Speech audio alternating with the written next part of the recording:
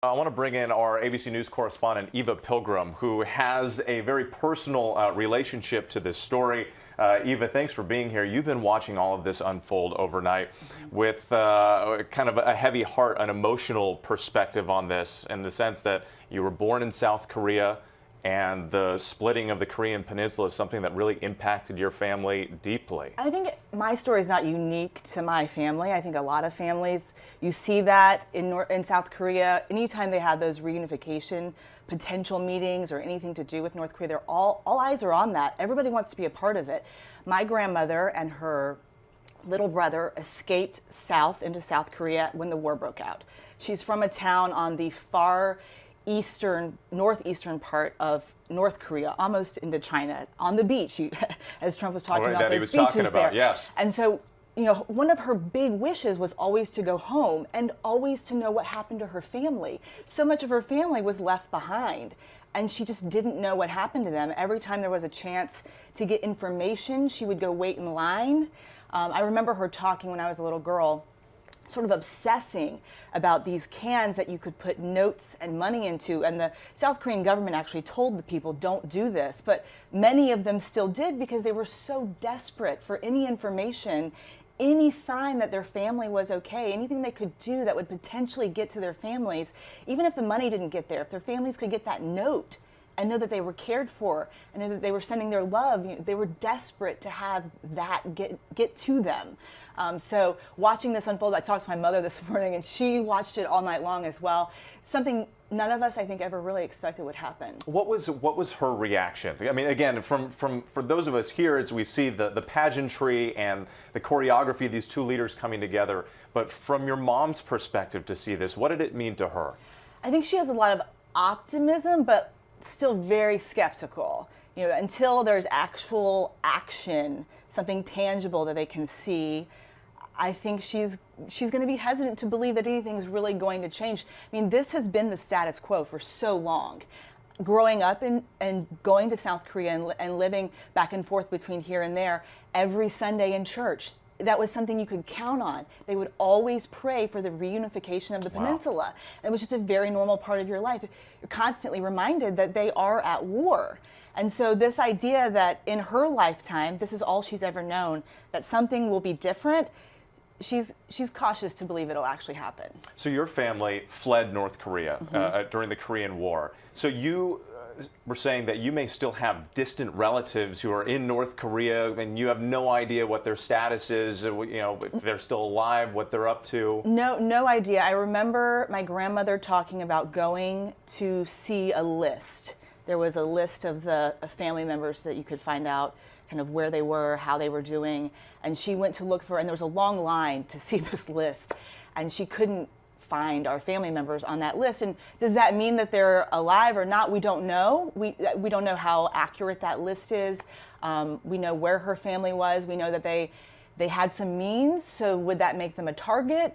She doesn't know. And so those questions, those unanswered questions, really at the end of her life were things that she could not stop thinking about. And it was all she wanted was to go home and to see her family and to know what happened to them. And for your mother, you said that she's very skeptical about all of this and what it could mean for the future. But is there still a part of her that has a strong hope that maybe this could open doors and could provide some answers about your family? Absolutely. The idea that my mother could go and see her mom's hometown, someplace she's never witnessed. She's never seen that for herself. My mother was born in Seoul.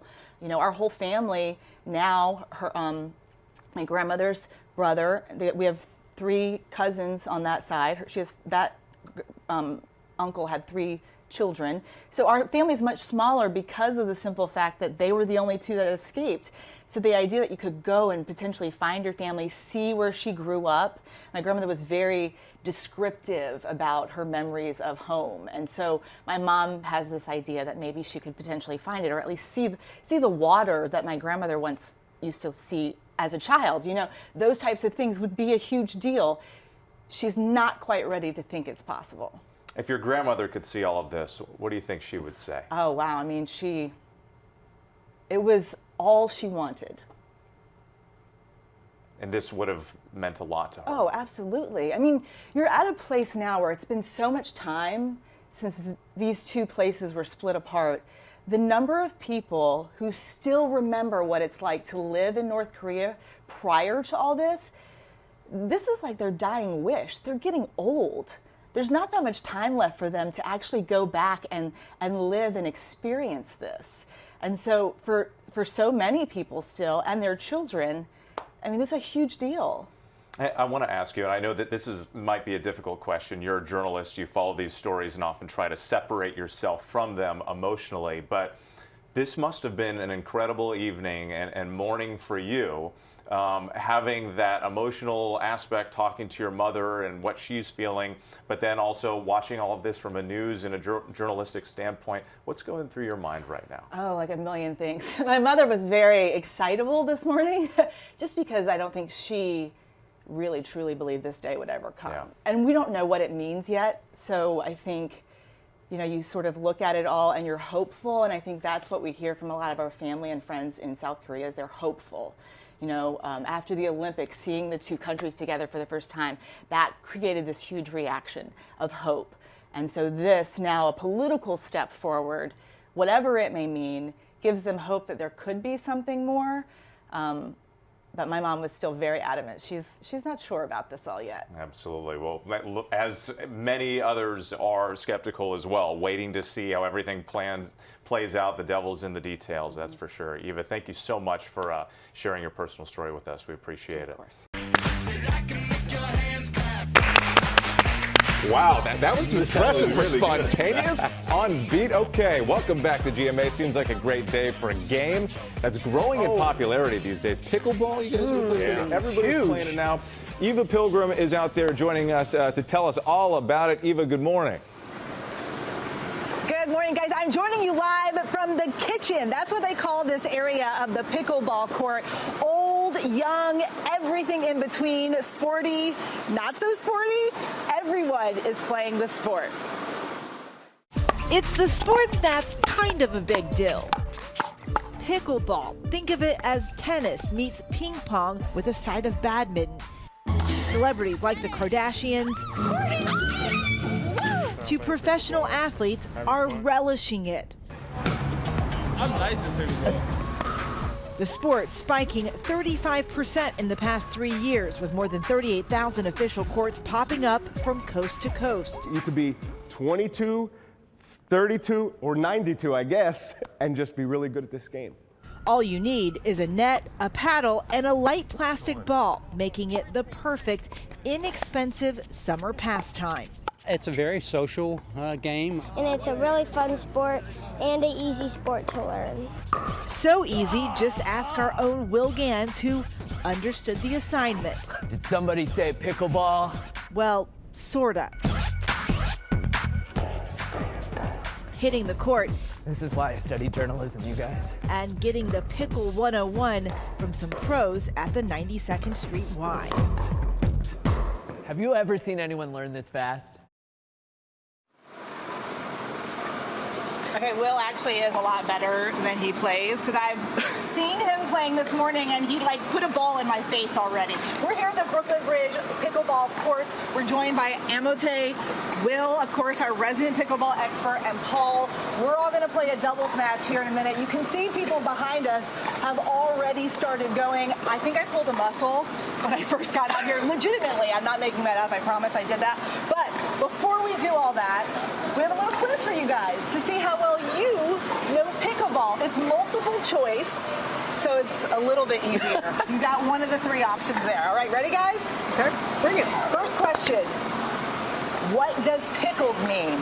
A, when each team scores over 30 points. B, a volley with both teams at the net. Or C, when a team doesn't score at all. C, going C. They win C, Will Gans? That's correct. A unanimous correct answer. And Eva is going to demonstrate what pickling looks like when she gets roughly 0 points during this match. Wow. Trash talking in pickleball. Apparently, that's a big part of the game, is to talk smack, both during and before I and have after. that part down. Question number 2. Next, which Which food item is also a pickleball term? A, sandwiched, B, pancaked, C, candied. C. B. Let's go C when I don't know. I'm going with Robin B. B. Tennis. I'm going Robin B. B. B is correct. Let's go with Robin's answer. I don't know what it means, but trusting you.